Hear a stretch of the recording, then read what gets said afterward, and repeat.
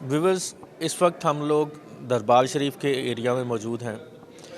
हमारे वो नाजरीन, वो सामाईन जो इसकी हिस्ट्री जानना चाह रहे हैं कि बुज़ुर्गों का ताल्लुक़ कहाँ से था, फिर उसके बाद निस्बतों का ये सिलसिला यहाँ तक कैसे पहुँचा है, तो आइए दरबार शरीफ में चलते हैं और फिर उसके बाद जो है वहाँ पे डिस्कस करते हैं कि ज़ौक़ समात और जानने के अमल को आसान करने के लिए हमने हाफ़िज़ साहब को दोबारा ज़हमत दी है।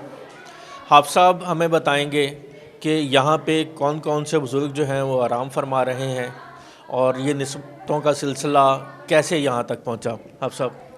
बिस्मिल्लाहिर्रहमानिर्रहीम। इस गुंबद में जहाँ हम खड़े हैं, इस जगह 3 मज़ारात हैं और पहला मज़ार जिसके हम बिल्कुल करीब खड़े हैं, हुज़ूर क़ुदवतुल औलिया शेख़ुल मशाइख़ जिगर गोशाए हुज़ूर ज़ुहदुल अंबिया अलहाज किबला पीर हाजी मोहम्मद अशरफ शाह चिश्ती साबरी फ़रीदी फ़रूकी रहमतुल्लाह ताला अलैह का है। और आपका जो इब्तदाई ज़माना है वो इंडिया का है, हिजरत करके इधर तशरीफ़ लाए थे।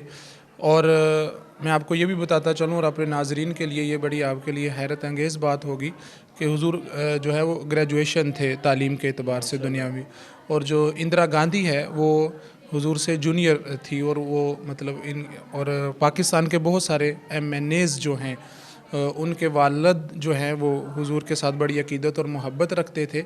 और ये रियाज़ फ़तेहाना जो है ये भी आप ही के ग़ुलामों में और मुरीदों में इसका शुमार होता है। तो यहाँ आपका एक बड़ा ही रूहानी मरकज़ था और है, और ये चल रहा है। और लोग जो यहाँ पर हैं वो जो बताते हैं, जिन्होंने अपनी आँखों से हुज़ूर का ज़माना देखा है, कि एक इल्म का समंदर था और तसव्वुफ़ और रूहानियत का समंदर था, और इस दर में जो भी आया वो कभी खाली हाथ नहीं लौटा।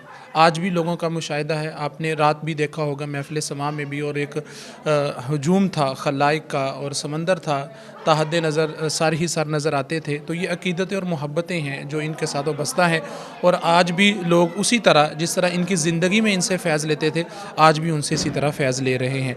तो ये हमारे सामने जो मज़ार पुरअनवार है ये हाजी पीर मोहम्मद अशरफ शाह सरकार का है, तो जहाँ हम खड़े हैं।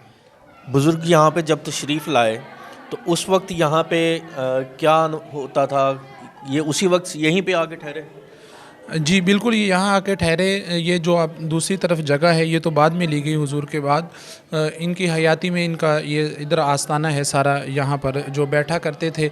और एक बरसगीर की एक रवायत है, आप जानते हैं, नाज़रीन भी मेरे जानते होंगे, कि हमारा जो एक तसव्वुफ़ का सिलसिला है वो दरगाहों से चला है। और ये दरगाहें जो हैं वो एक तरबियत का और बहुत बड़ा एक ज़रिया थी, और लोग यहाँ आकर ठहरते थे। तो इसी तरह था, जब इनकी हयात थी तो लोगों के लिए एक बहुत बड़ा काम था, लोग इल्म सीखते थे आके, और बड़ी बड़ी दूर से जो है वो तिश्नगाने इल्म आकर अपनी प्यास बुझाते थे इनके पास, दुनियावी इल्म भी और रूहानियत का इल्म भी, दोनों।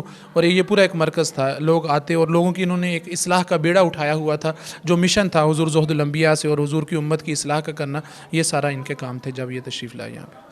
तो बुज़ुर्गों के साथ कौन कौन आराम फरमाए? जी, बुज़ुर्गों के साथ इधर हम अगर आएँ, आप नाज़रीन देख भी सकते हैं। बुज़ुर्गों के साथ जो पहला मज़ार है ये है इनके बड़े बेटे साहबज़ादे हाजी पीर फैज़ ज़ुल्ला शाह चिश्ती साबरी रहमतुल्लाह ताला अलैह।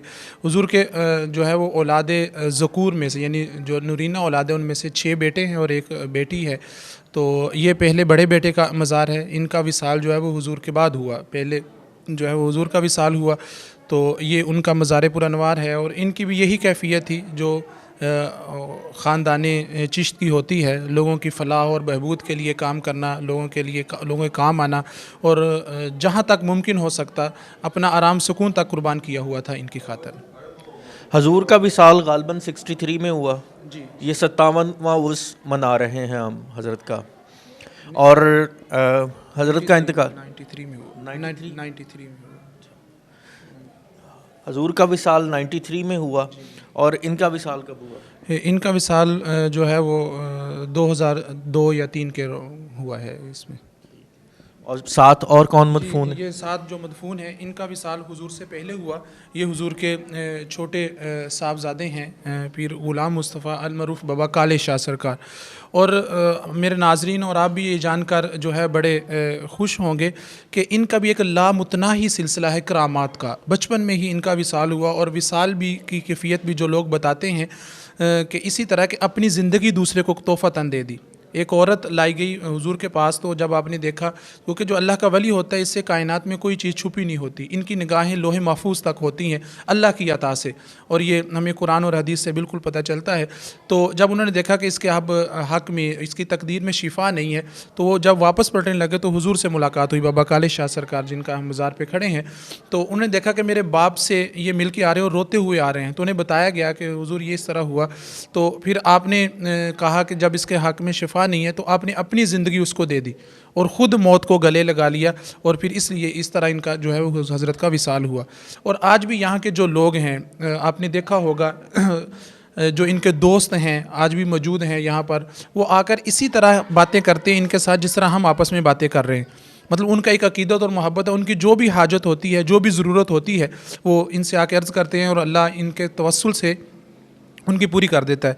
अभी हम जब अहाता मज़ार के बाहर जाएंगे, जो वहाँ पर है मज़ार का सहन, उसमें आपको एक खजूर का दरख्त नज़र आएगा। वो खुश्क तना है खजूर का।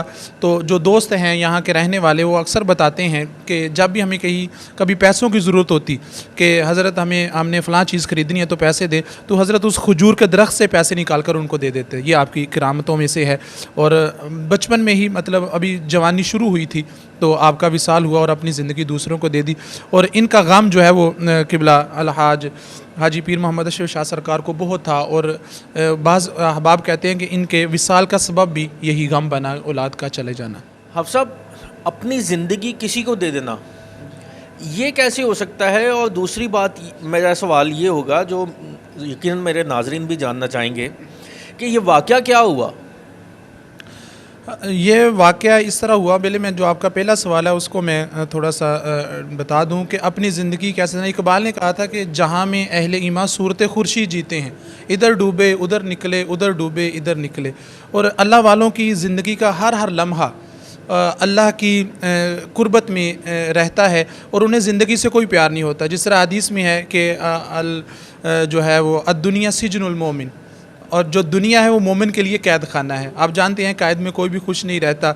और मरने के बाद जो हमारा तसव्वुर है इस्लाम में, हम इसको कभी भी जुटला नहीं सकते। जिसको इकबाल की ज़ुबान में अगर मैं कहूँ कि मौत को समझे हैं गाफिल इख्तिताम ज़िंदगी, है ये शाम ज़िंदगी सुबह दवाम ज़िंदगी, कि इसके बाद एक ऐसी ज़िंदगी शुरू होती है जो ना ख़त्म होने वाली है। और हदीस में जिस तरह है कि अल मौत युस्रुन, कि मौत एक पुल है, यूसिलुल हबीब इलल हबीब, जो दोस्त को दोस्त के साथ मिला देती है। तो ये अल्लाह वाले जो अल्लाह के दोस्त होते हैं, वो हर लम्हा उनके लिए सबसे बड़ा जो इनाम होता है वो उसका दीदार होता है। तो इसलिए उन्होंने अपनी ज़िंदगी जो है वो तोहफ़तन उसको दे दी। और वाक़ई इस तरह हुआ कि जिस तरह मैंने पहले थोड़ा सा इशारतन अर्ज़ किया था कि एक औरत आई और आकर अर्ज़ की कि हुज़ूर मेरे जो है वो बेटी है, वो यहाँ की रहने वाली है, और अगर इंशाअल्लाह अभी आई नहीं है, वरना लोग उसको जानते भी हैं, देखते भी हैं। इस टिबा शेरकोट की ही रहने वाली औरत है, अभी भी वो हयात है। तो वो लेकर आई अपनी बच्ची को, वो बच्ची थी उस वक़्त, अब तो वो माशाल्लाह खुद बच्चों वाली है। तो जब हज़रत ने देखा कि उसके मुक़द्दर में शिफा नहीं है, इसी मरज़ से इसने मरना है, तो वो रोती हुई जब निकली तो बाबा काले शाह सरकार जो है वो तशरीफ़ लाए, देखा और कहा कि मेरे बाप से एक रोती हुई जा रही है। तो फिर दूध का प्याला मंगवाया और उसको खुद थोड़ा सा नोश किया और फिर बाकी उसको दे दिया। तो फिर जैसे ही उसने वो दूध का प्याला नोश किया तो मतलब ये है कि उसकी बीमारी फिर इधर मुंतकिल हो गई। अब ये एक अकल तो इसको शायद तस्लीम ना करे और अकल इस पे सवाल भी खड़े करेगी, लेकिन ये हकीकत है। किताबों में, आप किताबें हमारी बरी पढ़ी हैं कि इसमें कोई बात नहीं है कि कोई एतराज़ करता है तो इसमें हमें कोई इसका नहीं है। तो इसलिए फिर इस तरह आपने वो प्याला उसको दिया और अपनी साथ ज़िंदगी भी उसको अता कर दी। हाफ़िज़ साहब, यहाँ पे कौन कौन सी जय्यद हस्तियाँ जो है वो आराम पर फरमाएँ? सर, ये जो पहला मज़ार पुरअनवार है ये किबला बाबा शाह मोहम्मद गौस सरकार का है, जो भागा वाली सरकार के दादाजी हैं।